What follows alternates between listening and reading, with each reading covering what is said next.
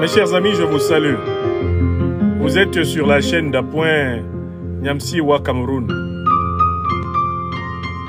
Notre principale chaîne Afrique des Libertés Talk est victime d'une injustice depuis hier. J'avais fait écouter lors de mon live d'hier une intervention du journaliste historien Manuel Domergue. Manuel Domergue est un journaliste historien français qui est l'un des co-auteurs de l'ouvrage Cameroun, la guerre cachée, une guerre cachée aux origines de la France-Afrique. Il a écrit cet ouvrage en association avec Thomas Deltombe et Théophile Katitsa. Et cet ouvrage est entièrement basé sur les archives françaises, sur la guerre entre 1948 et 1971, qui a été livrée par l'armée française au Cameroun. Donc hier, lors de ma conférence, j'ai cité pendant 5 à 6 minutes une intervention de Manuel Domergue. Dans cette intervention, Domergue racontait au détail la guerre et toute la barbarie de la guerre perpétrée par l'armée française contre les populations camerounaises entre 1948 et 1971. Laquelle guerre s'est soldée par l'assassinat par l'armée française de Ruben Oumniobé le 13 septembre 1958 à Boumiébel au Cameroun, l'assassinat par les services de renseignement français de Félix Roland Moumié en octobre-novembre 1960 à Genève en Suisse, l'élimination de Castor Ossendé Afana, docteur en sciences économiques en 1966, et l'exécution publique le 15 janvier 1971 du dernier grand leader du mouvement panafricaniste révolutionnaire du Cameroun, le professeur Ernest Ouandié, par l'armée coloniale française et ses supplétifs Amadou Ahidjo et Paul Biya. Ce sont des faits historiques qui étaient abordés hier dans la séquence que j'ai citée. Mais aussitôt, non seulement les mains obscures de la France-Afrique, mais le logiciel automatique de TikTok ont fait sauter le direct, le live d'Afrique des Libertés Talk en nous mettant une suspension de 7 jours au motif que cela aurait été un discours haineux.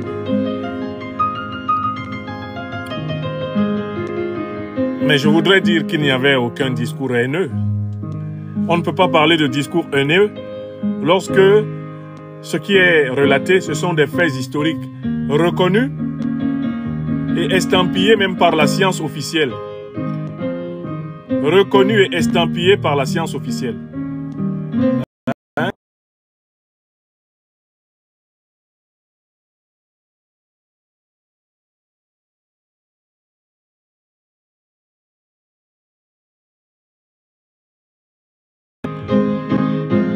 Je le partage pour que nous ayons des personnes qui viennent et qui sachent que pendant cette période, allant jusqu'au 17 juin 2025, je serai disponible côté TikTok sur cette plateforme, sur mes plateformes Nyamsiwa Cameroun. Et vous pourrez continuer à suivre les conférences de votre serviteur sur ces plateformes jusqu'au 17 juin. Et je suis fier d'avoir fait connaître cette histoire atroce racontée par Manuel Domergue et le livre Cameroun, une guerre cachée aux origines de la France-Afrique est dans la maison. Alors je souhaite que vous partagiez ce cours direct parce que je voudrais vous faire écouter le témoignage de Manuel Domergue, historien et journaliste français, qui a publié en association avec Thomas Deltombe, un autre journaliste historien français, et avec Théophile Tatitsa, un historien et journaliste camerounais. Le livre qui, longtemps avant la commission de Madame Karine Ramondi, commanditée par M. Macron pour amoindrir la gravité de la barbarie néocoloniale et coloniale française au Cameroun, eh bien, le livre Cameroun, une guerre cachée aux origines de la France-Afrique, avait révélé le poteau rose. Donc, je vous demande de vous abonner massivement. Également sur cette chaîne, Niamsi Wa Cameroun, Wa Africa. Abonnez-vous-y massivement parce que chaque fois que nous aurons des obstacles sur nos autres chaînes TikTok, nous pourrons toujours continuer à échanger ici. Abonnez-vous massivement à cette chaîne. Sur Afrique des Libertés Talk, vous étiez parvenu à être bientôt 100 000. Et dans notre précédente chaîne, Franklin Niamsi Wa Cameroun, vous étiez plus de 200 000 abonnés. Lorsque les mêmes agents de la France-Afrique se sont attaqués à nous en manipulant les règles de TikTok pour tenter de présenter un discours qui est pourtant scientifiquement documenté, qui est scientifiquement fondé comme étant un discours haineux. Les Africains m'appellent le docteur des preuves parce que je veille systématiquement à documenter les thèses que je présente devant l'opinion. Alors, écoutons ensemble ce qu'avait dit dans une émission récente, ce qu'avait dit Manuel Domergue à propos des conditions dans lesquelles le Cameroun s'est retrouvé sous une affreuse dictature. Une affreuse dictature sous le contrôle du vassal Ahidjo et par la suite du vassal Biya. Qu'est-ce que Manu Domergue a dit et qui a été mal interprété comme un discours de haine alors qu'il était en train de faire une restitution des faits? Qu'est-ce qu'il a dit? Alors, on va voir ça ensemble. Parce que c'est important que vous sachiez ce qu'il a dit. Ce n'est pas un discours de haine, c'est un compte-rendu historique du génocide de l'armée coloniale et néocoloniale française. Eh bien, au Cameroun. Voilà. Tout naturellement, nous n'hésiterons pas à bloquer systématiquement sur nos chaînes tous les individus mal intentionnés qui vont se signaler, comme ce monsieur Kameni, qui vient d'apparaître, sans doute pour défendre le nouveau protecteur du dictateur Paul Biya et de sa famille.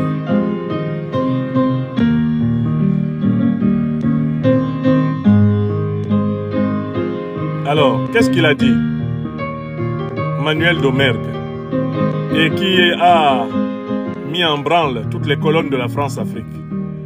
Je vais vous chercher cela et je vous prie de bien vouloir partager massivement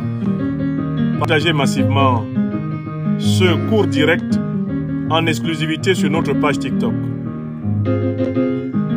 Montrons-leur notre résilience en nous abonnant massivement sur toutes les pages où la vérité justice jaillit. Montrons-leur notre résilience. Donc, abonnez-vous massivement ici aussi. Je vous signalerai comme ça souvent plusieurs pages secondaires sur lesquelles votre serviteur continuera à vous parler, quoi qu'il arrive. C'est ce qu'on appelle, en toute affaire, toujours avoir plusieurs plans. Alors, qu'est-ce qu'il a dit?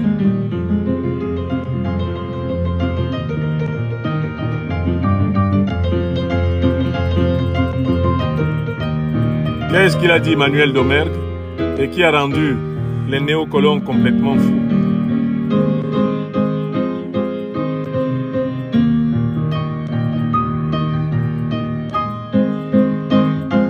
Je suis en train de vous retrouver ça.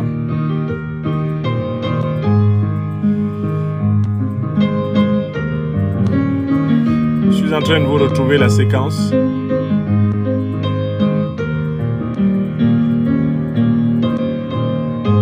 La séquence qui a complètement ébouriffé TikTok. Mais pourtant qui était une séquence de pure et simple vérité. Alors j'espère qu'ils ne me l'ont pas attaqué d'ailleurs pour essayer de l'effacer. Je remonte pour vous la retrouver. Pendant que vous écoutez Mohamed Smith qui chante Douga. Le grand Mohamed Sheikh Smith. C'est lui que vous entendez en fond sonore. Il chante Douga. Une belle chanson au piano balaphonique.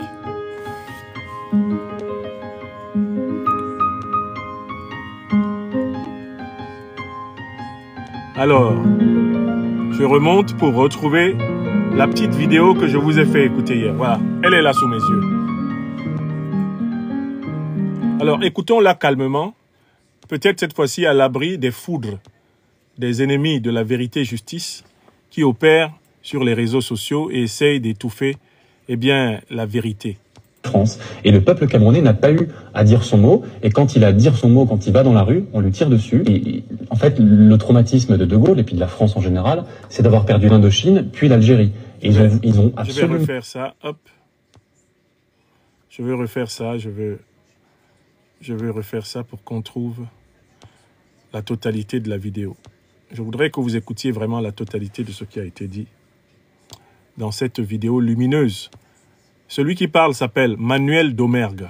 Il est co-auteur du livre Cameroun, la guerre cachée, une guerre cachée aux origines de la France-Afrique. Et voici ce qu'il dit, à partir des investigations tirées des archives déclassifiées de la République française. Voici ce qu'il dit, et qui nous a valu une suspension de 7 jours injustifiable sur TikTok, d'autant plus que l'historien était en train de faire un compte rendu des archives officielles françaises. Alors, qu'est-ce qu'il a dit, Manu Domergue? Je le retrouve là. Voilà, hop. C'est quand la France a donné l'indépendance à des gens qu'elle avait choisis. Et donc, on peut dire aujourd'hui que Paul Biya, que les dirigeants camerounais ont été choisis initialement par la France. Écoutez. Et le peuple camerounais n'a pas eu à dire son mot. Et quand il a à dire son mot, quand il va dans la rue, on lui tire dessus. Et en fait, le traumatisme de De Gaulle et puis de la France en général, c'est d'avoir perdu l'Indochine, puis l'Algérie. Et ils ont absolument fait tout ce qu'ils pouvaient pour éviter ce même scénario en Afrique subsaharienne. Alors, ils ont raté en Guinée avec le nom de Sékou Touré. Et au Cameroun, puis ensuite dans tous les autres pays, ils ont réussi par la force. En tout cas, c'est ce qu'on montre dans le cas du Cameroun. Écoutez bien. Il y a eu une opération politique assez habile de coopter des dirigeants camerounais tels que le premier président camerounais Amadou Ahidjo, qui était un pro-français. Justement, comment ils arrivent en fait à s'approprier des alliances internes, des alliances locales des Camerounais? Comment est-ce qu'ils y parviennent? Comment est-ce que tous ces gouvernements successifs français sont parvenus à avoir des alliances internes? Alors, la première manière, la plus simple, c'est de combattre tout simplement les vrais indépendantistes, les nationalistes, donc l'UPC de Rebane Oumiobe. Les combattre, ça veut dire frauder les élections, ça veut dire emprisonner les leaders, leur faire la guerre quand c'est nécessaire, les assassiner, en brousse comme c'est le cas pour Rebane Oumiobe en 1958, ou en Suisse, Félix Moumié, le président de l'UPC, qui a été empoisonné par la France, tout simplement. Je m'empresse de rappeler que celui qui parle s'appelle Manuel Domergue. C'est un historien et journaliste français qui a publié chez La Découverte un livre intitulé Cameroun, une guerre cachée aux origines de la France-Afrique. Et il rend compte des résultats de ces investigations dans les archives officielles françaises. Il n'est pas possible de présenter ce que dit ce monsieur comme un discours de haine. Car il a cité ses sources. Et c'est sur les sources officielles françaises que le livre est écrit. Il n'est pas possible qu'on essaye de signaler ce type de communication comme étant un discours de haine. Il s'agit plutôt ici d'un travail d'appel à la connaissance. Il s'agit plutôt ici d'un enseignement. Il s'agit d'un éveil sur la base de la connaissance critique. Vous pouvez commander le livre Cameroun, K-A-M-E-R-U-N, une guerre cachée aux origines de la France-Afrique. Il a été publié à La Découverte. Le livre est accompagné, exactement comme mon livre L'impérial terrorisme, de toutes les preuves des allégations faites par les auteurs. Il faut que TikTok, il faut que YouTube, il faut que Facebook se débrouillent pour savoir distinguer les discours. Des discours qui sont documentés, des discours qui sont sourcés, des discours qui partent de pièces officiellement reconnues, facilement retrouvables, qui partent de faits que tout le monde peut reconstituer avec un peu d'acuité, de persévérance et de rigueur scientifique, ces discours ne peuvent pas être présentés comme des discours haineux. La suite.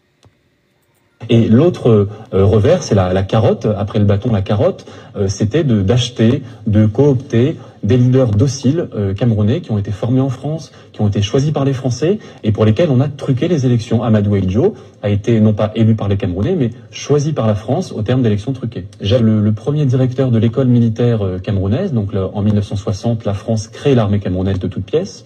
Et ce premier directeur était un lieutenant français qui s'appelait Jacques-Louis Lefebvre et qui revenait d'Algérie et qui était un tortionnaire, tout simplement. Il était lieutenant et les officiers camerounais aujourd'hui ont été formés par un tortionnaire. Et on a rencontré les gens...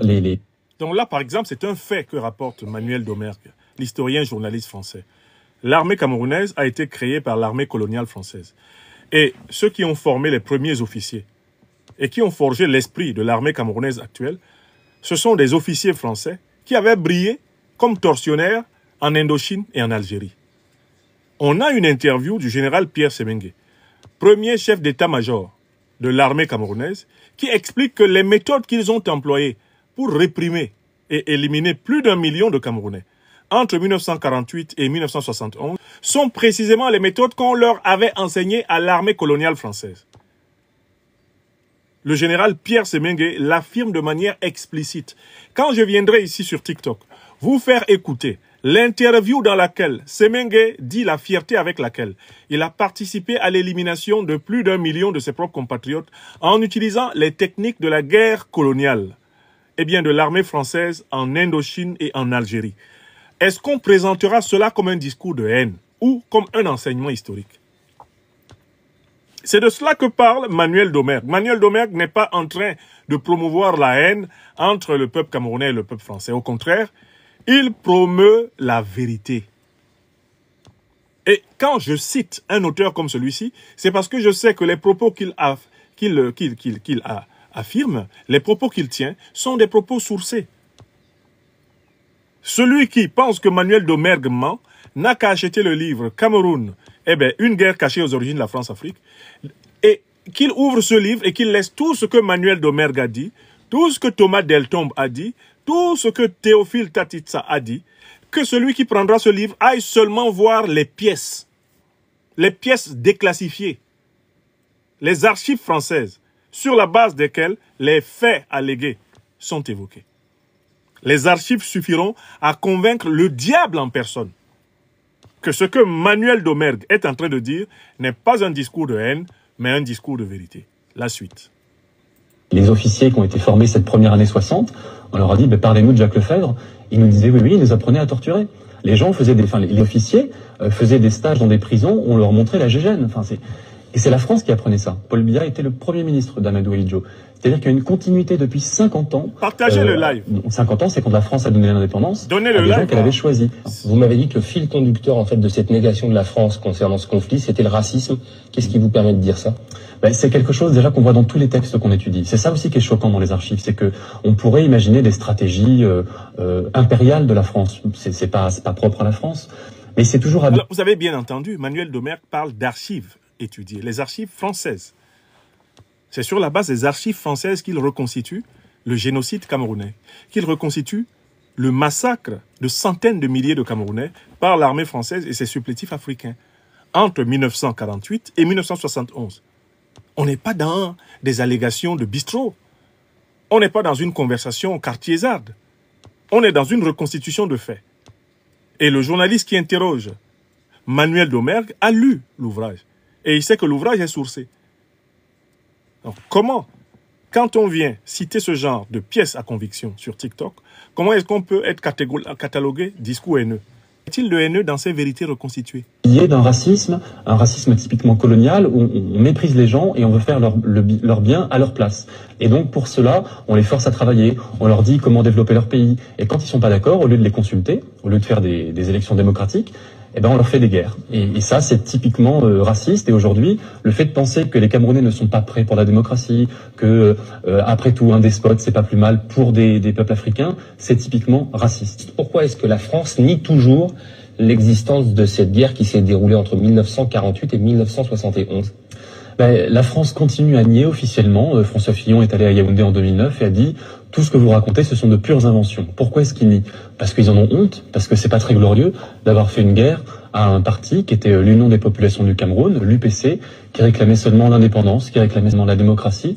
Et c'est pour empêcher ça que la France a mené une guerre avec ses alliés camerounais de l'époque face à ce parti-là.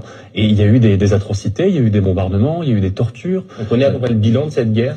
C'est difficile à chiffrer. Les estimations qu'on a tournent autour de 100 000 morts. Mais ce sont des estimations qui viennent souvent de sources françaises, donc peut-être minimisées, et on peut penser qu'il y en a eu plus que ça. C'est assez difficile à dire. Nous, on s'est pas vraiment axé sur le bilan chiffré, on essaie de montrer les mécanismes qui ont conduit à cette guerre et qui ont conduit à la confiscation de l'indépendance. Alors justement, indépendance 1960, le Cameroun passe d'un territoire sous tutelle onusienne administré par la France, donc à une indépendance. Quel intérêt Paris avait de conserver la mainmise sur le pays? Alors c'est comme sur tous les pays africains qui étaient colonisés par la France. La France a accepté de partir à une condition, c'était de garder la mainmise dessus. Pourquoi? Pour les ressources naturelles, pour les matières premières. Au Cameroun, il y a du pétrole, il y a du café, il y a du cacao, il y a pas mal de choses comme ça. Et puis pour le prestige, pour la puissance, l'Empire français, la puissance française gaulliste tient à cette époque parce qu'il y a l'Empire africain derrière, ou l'ex-Empire africain, ce sont des voix à l'ONU, c'est un réservoir de puissance. Et le général de Gaulle a accepté la décolonisation à cette condition, à la condition d'avoir des accords de coopération qui donnaient à la France un rôle prépondérant en termes de commerce, en termes de coopération militaire, etc. C'est quand la France a donné l'indépendance à des gens qu'elle avait choisis. Et donc on peut dire aujourd'hui que Paul Biya, que les dirigeants camerounais ont été choisis initialement par la France. Et le peuple camerounais n'a pas eu à dire son mot. Et quand il a dit son mot, quand il va dans la rue, on lui tire dessus. C'est un live exclusif. En fait, le traumatisme de Gaulle et puis de la France en général, c'est d'avoir perdu l'Indochine puis l'Algérie. Je vais le rediffuser après. Ils ont absolument fait tout ce qu'ils pouvaient pour éviter ce même scénario en Afrique subsaharienne. Alors ils ont raté en Guinée avec le nom de Sékou Touré. Au Cameroun, puis ensuite dans tous les autres pays, ils ont réussi par la force. En tout cas, c'est ce qu'on montre dans le cas du Cameroun. Il y a eu une opération politique assez habile de coopter les dirigeants camerounais tels que le premier président camerounais Amadou Ahidjo, qui était un pro-français. Justement, comment ils arrivent en fait à s'approprier des alliances internes, des alliances locales des Camerounais? Comment est-ce qu'ils y parviennent? Comment est-ce que tous ces gouvernements successifs français sont parvenus à avoir des alliances internes? Alors, la première manière, la plus simple, c'est de combattre tout simplement les vrais indépendantistes, les nationalistes, donc l'UPC de Réven Oumiobe. Les combattre, ça veut dire frauder les élections, ça veut dire emprisonner les leaders, leur faire la guerre quand c'est nécessaire, les assassiner, en brousse comme c'est le cas pour Réven Oumiobe en 1958, ou en Suisse, Félix Moumié, le président de l'UPC, qui a été empoisonné par la France, tout simplement. Et l'autre revers, c'est la carotte, après le bâton, la carotte, c'était d'acheter, de coopter des leaders dociles camerounais qui ont été formés en France, qui ont été choisis par les Français et pour lesquels on a truqué les élections. Amadou Ahidjo a été non pas élu par les Camerounais, mais choisi par la France au terme d'élections truquées. Le premier directeur de l'école militaire camerounaise, donc en 1960, la France crée l'armée camerounaise de toutes pièces. Et ce premier directeur était un lieutenant français qui s'appelait Jacques-Louis Lefebvre et qui revenait d'Algérie et qui était un tortionnaire, tout simplement. Il était lieutenant et les officiers camerounais aujourd'hui ont été formés par un tortionnaire. Et on a rencontré les officiers qui ont été formés cette première année 60. On leur a dit, parlez-nous de Jacques Lefebvre. Ils nous disaient, oui, il nous apprenait à torturer. Les gens faisaient les officiers. Manuel Domergue, celui qui parle, est en train de rendre compte de ses investigations dans les archives françaises. Il n'est pas en train de promouvoir la haine. Il est en train de promouvoir la connaissance, la vérité, qui est le fondement de la véritable justice. Si la vérité n'est pas dite sur l'histoire des relations franco-africaines, la justice ne pourra jamais régner dans ces relations. Et c'est dans cet esprit que j'ai fait écouter ce journaliste. Hier, dans mon live sur Afrique des Libertés Talk. Il est inacceptable, insupportable, injuste, scandaleux qu'on puisse présenter un tel live comme étant un discours haineux, alors que les sources sont avouées, les sources sont alléguées. Voilà pourquoi je fais écouter la séquence. Et je l'explique pas à pas. Faisaient des stages dans des prisons, on leur montrait la gégène. Et c'est la France qui apprenait ça. Paul Biya était le premier ministre d'Amadou Ahidjo. C'est-à-dire qu'il y a une continuité depuis 50 ans. 50 ans, c'est qu'on a... Paul Biya, l'actuel dictateur qui est à la tête du Cameroun, est arrivé dès 1961 dans l'administration politique du Cameroun. En 1975, il a été nommé Premier ministre d'Amadou Ahidjo. Et en 1982, Amadou Ahidjo lui cède le pouvoir sur ordre du président Mitterrand. Pourquoi? Parce que quand, en 1971, Amadou Ahidjo, sur ordre de l'administration Pompidou, exécute le dernier grand chef souverainiste, panafricaniste, révolutionnaire camerounais, le professeur Ernest Ouandié, à Bafoussam, l'un des avocats socialistes qui se déplace de Paris pour venir tenter de défendre Ouandié et sauver sa tête, s'appelle François Mitterrand.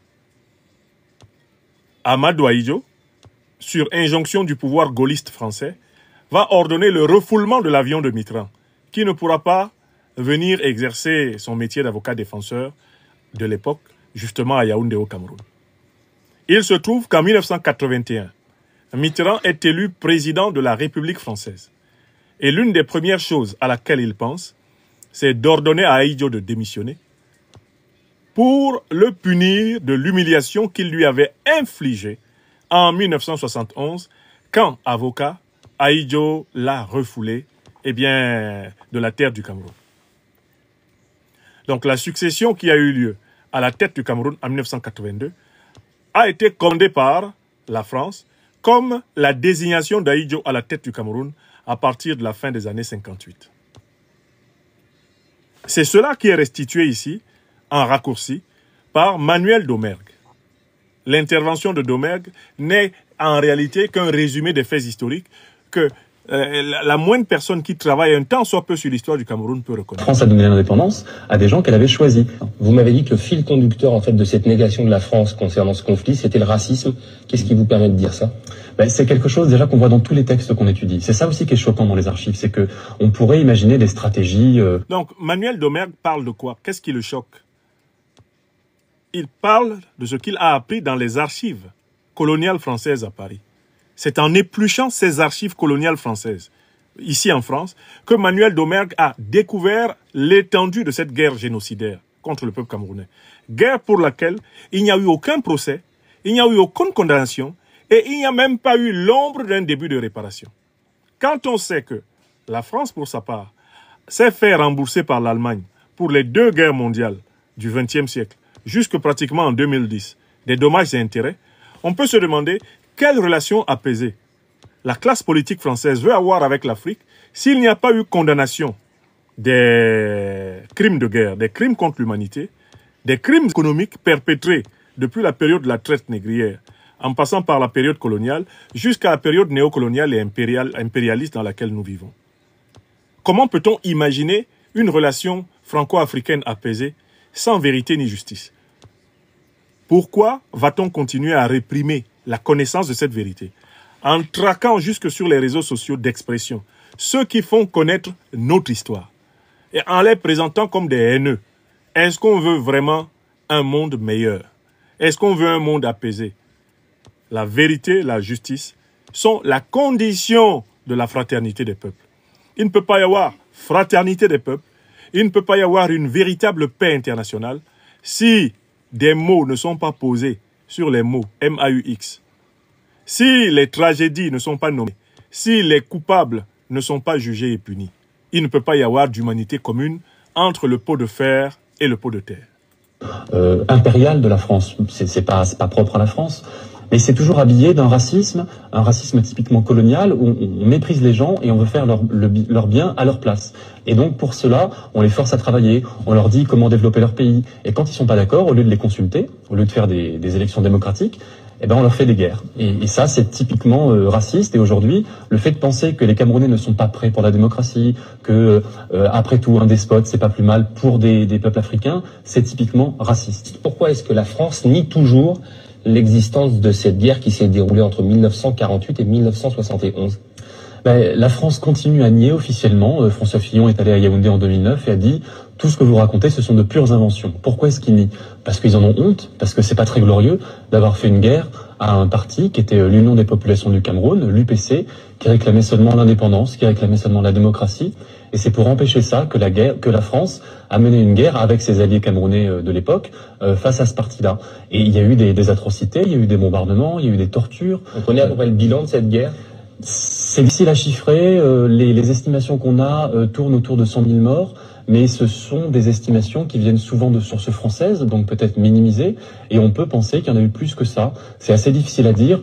Nous, on ne s'est pas vraiment axé sur le bilan chiffré, on essaie de montrer les mécanismes qui ont conduit à cette guerre et qui ont conduit à la confiscation de l'indépendance. Alors justement, indépendance 1960, le Cameroun passe... Alors là, il parle de la confiscation de l'indépendance. C'est aisé à comprendre. Confisquer l'indépendance d'un pays, c'est quoi? C'est signer un papier apparemment qui lui reconnaît la souveraineté sur sa défense, sur son gouvernement, sur son économie, sur son système culturel, sur sa diplomatie. On signe un document comme ça qui reconnaît la souveraineté d'apparence, mais en même temps, on signe un autre document qui s'appelle accord de coopération, accord de défense, accord économique, qui soumet le système de défense à l'armée française, qui soumet le système économique à la Banque de France à travers la monnaie du CFA, qui soumet le système socio-culturel à la francophonie, à l'organisation de la francophonie, contrôlée par la France, qui soumet le choix des élites à la fraude électorale, à la brutalité dictatoriale, à la traque des services secrets. Donc, on proclame de bouche une indépendance du Cameroun. Dans les faits, on maintient le Cameroun dans les fers. Comme le dirait Jean-Jacques Rousseau, l'homme est né libre, mais partout, il est dans les fers. La décolonisation trompeuse organisée par De Gaulle pour plusieurs pays africains était un affreux mensonge. Il proclamait du bout des lèvres le principe du droit des peuples à disposer d'eux-mêmes, qui avait été énoncé par la Société des Nations, mais dans la pratique de Gaulle, il organisait un nouvel esclavage des peuples africains comme condition de maintien de la puissance française dans le concert des nations. C'est ce qu'on a appelé la France-Afrique, une mafia construite dans le dos des peuples africains et français en vue d'entretenir une oligarchie corrompue des deux bords. Une telle oligarchie devait vivre de corruption et de pillage de l'Afrique. Et qu'on me pardonne de toujours ici rappeler que la fortune de la puissance française a été amplement constituée du pillage de l'Afrique, comme d'ailleurs la plupart des autres puissances coloniales. Et ce n'est pas seulement moi qui le dis, c'est quelqu'un qui a gouverné, qui a gouverné l'Afrique, qui a gouverné la France, pendant 2 mandats. Mais Chirac nous dit très clairement, et cela déplaît souvent à mes détracteurs, Chirac nous dit régulièrement d'où vient l'argent qu'on a en France. D'où vient-il?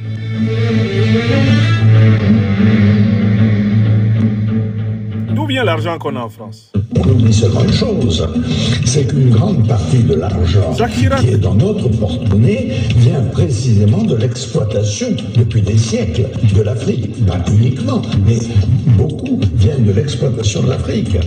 Alors, il faut avoir un petit peu de bon sens, je ne dis pas de générosité, de bon sens, de justice, pour rendre aux Africains, je dirais, ce qu'on leur a pris, d'autant que c'est nécessaire si l'on veut éviter les pires convulsions ou difficultés avec les conséquences politiques que ça comporte dans le prochain avenir. Voilà. Il a été élu 2 fois président de la République française. Il reconnaît que la fortune de la République française a été faite de l'exploitation de l'Afrique depuis des siècles, du pillage de l'Afrique depuis des siècles. Et ce Chirac lui-même, qui pourtant ici est dans un moment de vérité, n'a pas manqué de participer à cette exploitation et à ce pillage, comme en témoigne le président Laurent Gbagbo. Président Laurent Gbagbo, qu'est-ce qu'il vous a fait, M. Chirac, quand vous étiez président de la République de Côte d'Ivoire en exercice? Qu'est-ce que M. Chirac vous a demandé? Qu'est-ce que M. Chirac vous a fait après avoir bénéficié de vos largesses? Qu'est-ce qu'il a fait après d'avoir bénéficié de vos largesses? Ça aussi, on nous en veut de faire écouter ces choses. Mais parce qu'il y a un risque très fort que certains ne sachent pas ce qui s'est fait. Mais c'est d'abord un étonnement Laurent Gbagbo parle. De voir le chef d'État français me demander l'argent. Voilà. Waouh. Et... Mais après ça, ils vous ont fait ce qu'ils ont fait, Monsieur le Président. Vous ne leur avez jamais parlé? Non, mais... Écoutez. Et Chirac, au moment où il reçoit l'argent, il m'appelle, Laurent, je ne suis pas un ingrat. Mais c'est d'abord un étonnement. Vous voyez? Mais Chirac dit que l'argent qui a fait la fortune de la France et des autres puissances coloniales est essentiellement tiré de l'exploitation de l'Afrique depuis des siècles. Gbagbo Laurent, président de la Côte d'Ivoire pendant 10 ans, révèle que Chirac lui a extorqué de l'argent et en retour lui a infligé la guerre. Mais ce n'est pas tout. Donnons la parole à M. Sarkozy, qui est quand même l'un des chefs d'État les plus violents de l'histoire récente de France. Sarkozy va nous dire, de son point de vue, dans l'histoire de l'humanité, quel est le continent qui, politiquement, est le plus violent de l'histoire de l'humanité. Écoutons-le. Je vais vous dire une chose. Oui. L'Europe, de tous les continents du monde, oui, est le continent le plus brutal, oui, où il y a eu les guerres les plus sauvages. Voilà. C'est pas l'Afrique, c'est pas l'Asie. Où est la haine? C'est l'Europe. Et je vais vous dire autre chose. C'est pas au Moyen-Âge, c'est au XXe siècle. C'est en Europe qu'on a exterminé des Juifs. C'est en Europe qu'on s'est battu. Quand on a dit, avec la guerre russo-ukraine, c'est le retour de la guerre qu'on n'avait pas vue, c'est une stupidité, puisqu'on a oublié la Bosnie. C'est Nicolas Sarkozy qui parle. Ce n'est pas moi. Si vous n'avez pas l'Union européenne, vous avez des affrontements considérables. Bon, très bien, M. Sarkozy. Alors, comment peut-on dire que votre serviteur aurait fait une promotion de la haine? Vous avez entendu Jacques Chirac. Vous avez entendu Laurent Gbagbo. Vous venez d'entendre Nicolas Sarkozy. Ils reconnaissent les mêmes faits. Moi, je suis simplement un médiateur de connaissances, un éveilleur de conscience. Je suis quelqu'un qui facilite l'accès de ceux qui n'ont pas la connaissance à la connaissance. Je suis un passeur, un médiateur. Je contribue à faire voir à mon peuple ce que mon peuple était seulement en train de regarder. Mais comment on peut me présenter pour un haineux? Après le travail que j'abats pour faire écouter les faits, où est la haine? C'est cette question que je pose à l'administration de TikTok, de Facebook, de YouTube, etc. Le travail de conscientisation que nous faisons sur les réseaux sociaux, nous autres, c'est un travail scientifique. C'est-à-dire que les conférences que je donne sur les faits historiques, les conférences que je donne sur les structures sociales, économiques, politiques, culturelles, spirituelles de la domination africaine, ces conférences peuvent directement être écoutées dans n'importe quelle université du monde. Elles ne pallieront pas de la jalousie d'un seul scientifique. Parce que ce sont des conférences qui sont sourcées. Ce sont des conférences qui sont documentées. Je ne me mets jamais devant une caméra pour parler d'un sujet que je n'ai pas pris la peine de travailler. Et cela fait plus de 30 ans que je travaille mes sujets. Alors, on tente de nous cataloguer comme étant des haineux. On tente de nous cataloguer comme étant des agents d'influence de puissances étrangères. Mais on le fait parce qu'on ne prend pas la peine d'étudier notre œuvre. Moi, j'ai écrit plus de 40 livres maintenant. J'ai publié sur les réseaux sociaux, par exemple sur Facebook, plus de 3100 conférences. Plus de 3100 conférences. C'est d'ailleurs la raison pour laquelle je suis souvent l'objet de tentatives de piraterie. Et vous savez ce que les pirates viennent faire sur ma page YouTube, sur mon compte YouTube, mes comptes YouTube, Facebook, tout ça. Dès que les pirates réussissent à pénétrer dans mes plateformes Facebook, YouTube ou TikTok, vous savez ce qu'ils font? Ils se précipitent pour détruire mes conférences, pour supprimer mes conférences. Par exemple, j'ai subi 2 tentatives violentes de piraterie informatique de ma page YouTube. Une le 7 juin 2025 et une autre le 9 juin 2025. Est-ce que vous savez ce que les pirates ont fait? En moins de 3 jours, ils ont détruit plus de 350 conférences. Ils ont supprimé plus de 350 conférences. Et si vous voyez les conférences sur lesquelles ils ont foncé, ce sont celles qui ont justement vocation à mettre les Africains et à mettre le monde entier devant la réalité et l'objectivité des luttes africaines actuelles. C'est-à-dire que quand ils entrent dans ma plateforme YouTube, ils se précipitent sur certaines conférences particulières. Ils les recherchent en particulier parce que celles-là permettent de mettre à nu leur domination. Parce que ces conférences permettent de montrer la légitimité du combat des Africains. Ces conférences permettent de montrer que les Africains ont raison de se battre pour ne plus être à la solde d'une puissance quelconque. Que les Africains ont le droit de jouir des richesses africaines. Et donc, quand ils viennent, c'est pour faire cela. Mais c'est exactement ce que faisaient les nazis. Dans les pays qu'ils ont conquis, les nazis commençaient par détruire les livres des auteurs qui ne soutenaient pas le même point de vue qu'eux. C'est exactement ce qu'ont fait les barbares qui ont détruit la grande civilisation africaine d'Égypte antique.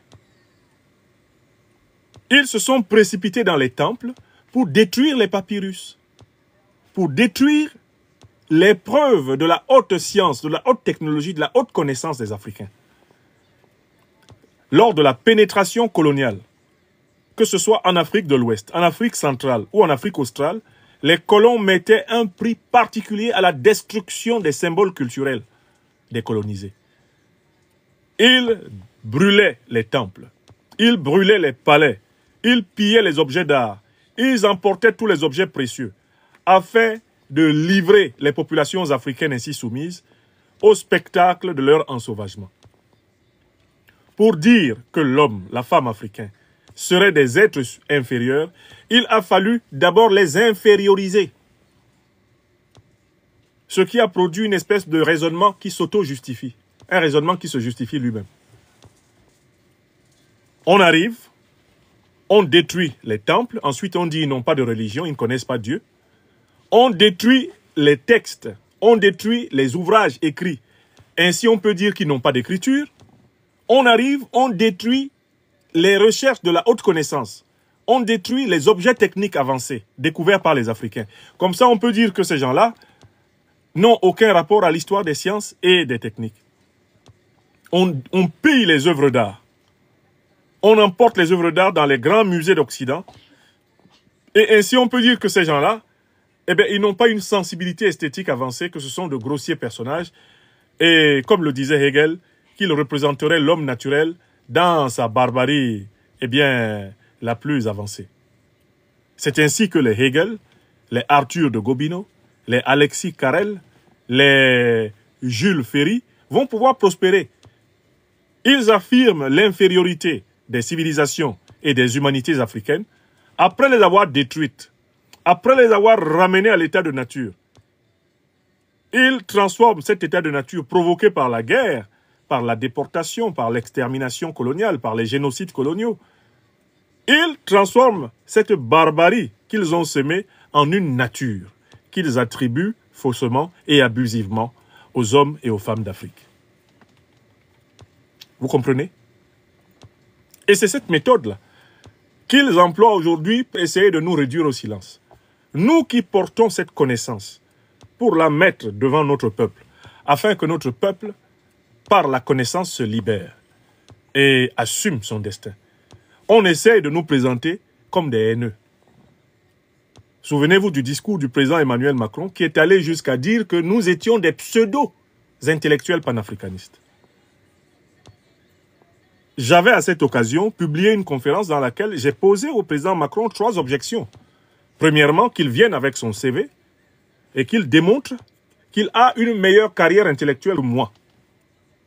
Qu'il fasse valoir les diplômes que lui, il a pu avoir et que je n'ai pas pu avoir. Premièrement. Si le critère de l'intellectualité, c'est l'académie. Je lui avais demandé, lui, tout grand président de la République française qu'il est, de venir avec son CV. Mais j'avais dit qu'il y avait une deuxième chose. Si on veut considérer que les intellectuels panafricanistes sont des pseudo-intellectuels, il faut pouvoir leur opposer une œuvre comparable. Moi, j'ai écrit plus de 40 livres. J'ai délivré des dizaines de milliers de conférences à travers le monde. J'ai écrit des dizaines de milliers d'articles. J'ai participé à des centaines d'événements scientifiques. En Europe, en Amérique et en Afrique. Même au Moyen-Orient. Donc, j'ai demandé à cette occasion au président Macron de venir avec son œuvre scientifique. C'est-à-dire les articles scientifiques qu'il a publiés, les ouvrages scientifiques qu'il a publiés, les colloques scientifiques auxquels il a décisivement participé, qu'il vienne avec cela et qu'on voit si, dans la science française, il y aura une meilleure trace de M. Macron que de moi. même dans la science occidentale. Laissons la science africaine. Fouillons ici. Allons sur le site qui s'appelle Academia, academia.edu, qui rassemble les articles scientifiques publiés dans le monde. On tape le nom de M. Macron pour voir s'il a titre pour porter un jugement sur la qualité des intellectuels panafricanistes du point de vue de la production. Oh que non. Et enfin, j'avais fait valoir un troisième argument. Mais si M. Macron trouve que ce que nous disons est faux, mais qu'il prouve le contraire, qu'il prenne la parole pour dire il n'y a pas eu de crimes de guerre, de crimes contre l'humanité, de crimes économiques des armées françaises depuis pratiquement le XVIIe siècle en Afrique. Qui démontre cela?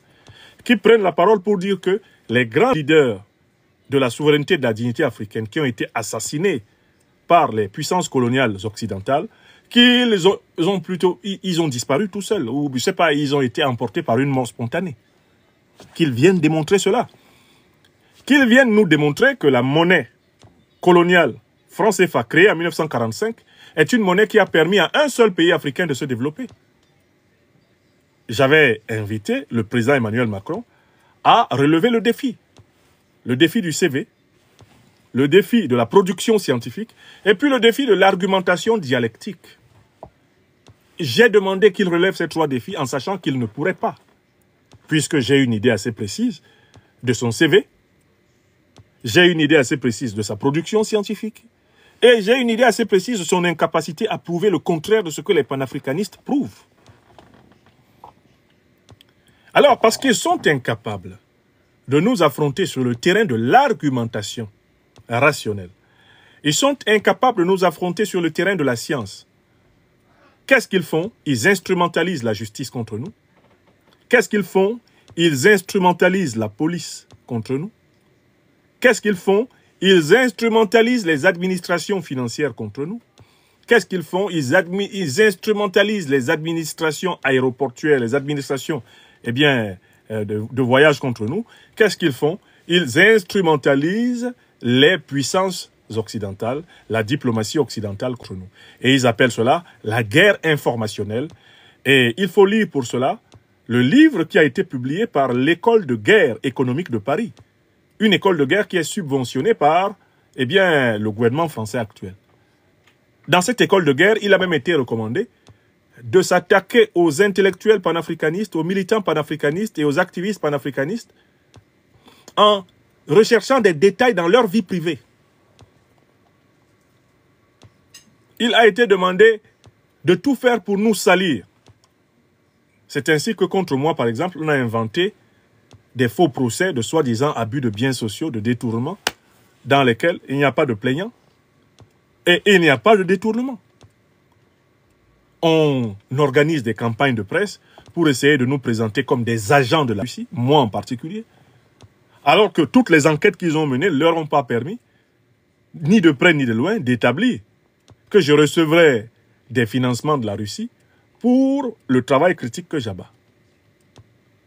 Donc, je tenais à vous demander, mes chers amis, de vous abonner massivement à cette page TikTok, qui est une page d'appoint, qui est une page de soutien, parce que, comme vous l'avez vu hier, sur notre grande page Afrique des Libertés Talk, où nous étions en train d'exposer un sujet succulent, une page sur laquelle vous êtes parfois 61 000 personnes en direct. 61 000 personnes en direct.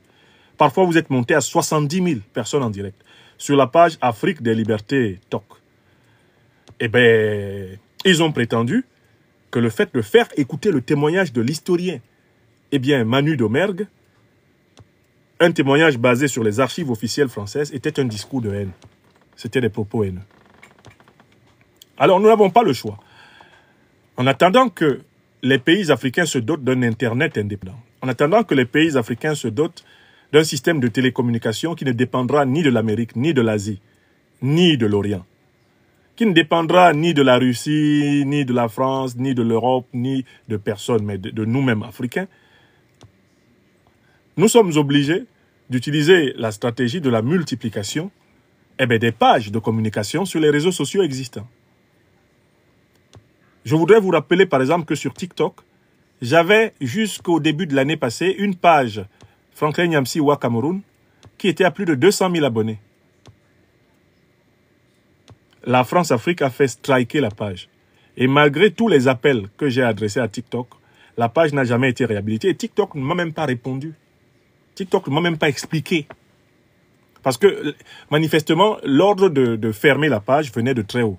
Et s'expliquer, c'était me donner des clés pour que, vous le savez, pour que je porte plainte. Ils n'ont pas été capables de me dire pourquoi une page qui était à 200 000 abonnés a été strikée, alors même qu'elle n'avait jamais été sanctionnée avant. J'ai dû me rabattre sur la page Afrique des Libertés TOC, qui est en train d'approcher 100 000 abonnés. Et je vois déjà comment ils sont en train de tomber à bras raccourcis sur la page Afrique des Libertés TOC. Voilà pourquoi je commence à développer d'autres pages. De telle façon que, de toutes les façons, on me trouvera toujours sur TikTok.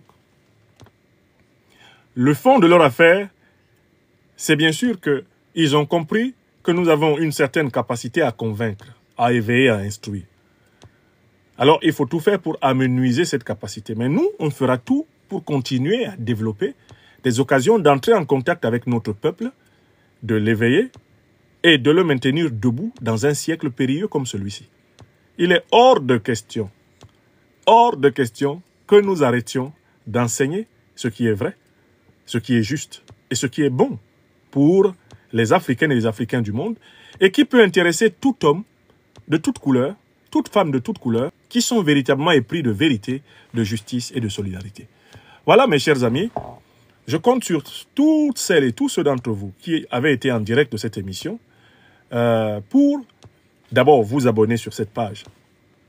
Eh bien, Nyamsi Wa Cameroun Wa Africa, abonnez-vous sur cette page, ce qui fait que, en attendant que notre grande page Afrique des Libertés TOC soit remise sur celle le 17 juin prochain, eh bien, lorsque je donnerai mes conférences sur Facebook, YouTube, etc., eh bien, quand je donnerai ces conférences-là, vous pourrez les suivre comme vous suiviez jusqu'ici sur la grande page Afrique des Libertés TOC, vous pourrez les suivre ici. Nous sommes obligés de multiplier des pages comme cela pour prévoir le temps, pour ainsi dire, des vaches maigres. Ça fait partie de la lutte. Alors, moi, je veux dire que je n'ai aucune difficulté à recommencer toujours mon œuvre. On dit dans les écritures judéo-chrétiennes, 1000 fois le juste tombera, 1000 fois il doit se relever. Tant que nous sommes ici, dans ce monde humain, nous ne devons jamais renoncer à être libres. Nous ne devons jamais renoncer à travailler pour défendre notre dignité, notre prospérité. Nous ne devons jamais renoncer à transmettre le meilleur de nous-mêmes autour de nous. Même s'il faut recommencer une page TikTok avec un abonné, je recommencerai toujours. Vous avez vu? Sur la grande chaîne YouTube Franklin Nyamsi Wa Cameroun, l'Afrique des Libertés, c'est la 3e tentative de piraterie en moins de 6 mois. Il y en a eu une le 20 septembre 2024. Elle a duré 1 mois. On a réussi à rétablir la chaîne. Il y en a eu une deuxième, le 7 juin 2025. Elle a duré 2 jours. On a réussi à rétablir la chaîne. Et il y en a eu une le 9 juin 2025. Elle a duré 1 journée. On a rétabli la chaîne dans la journée. Nous allons demeurer combatifs. Tous les moyens de communication qu'on tentera de nous enlever seront systématiquement renouvelés, réhabilités ou recréés. Et je vous rapporte tout cela pour que vous sachiez la différence entre quelqu'un comme moi et d'autres. Si on s'acharne contre moi, c'est parce que ce que je vous dis est véritablement utile à notre émancipation. Si ce que je disais était entièrement faux, si ce que je disais était entièrement insignifiant, je ne ferai pas l'objet d'un tel acharnement. Un proverbe africain dit « C'est à l'arbre chargé de fruits que l'on jette des pierres ». L'acharnement à pirater mes réseaux, à m'empêcher à m'exprimer, est un indice sur la pertinence de mes contributions. Je le prends même comme un hommage. Je vous remercie d'avoir écouté ce direct, un direct en fait de relance de cette chaîne complémentaire. Et je vous remercie de le partager pour que, eh bien, nos amis qui me chercheront sur TikTok n'aient pas de mal à me trouver jusqu'au 17 juin. Eh bien, j'utiliserai de manière alternative, d'ailleurs, la grande chaîne Afrique des Libertés Talk et celle-ci. On va développer progressivement plusieurs chaînes pour avoir plusieurs cordes à notre arc. Merci, merci encore de votre fidélité. Je vous souhaite une bonne soirée. Soyez bénis. Merci infiniment.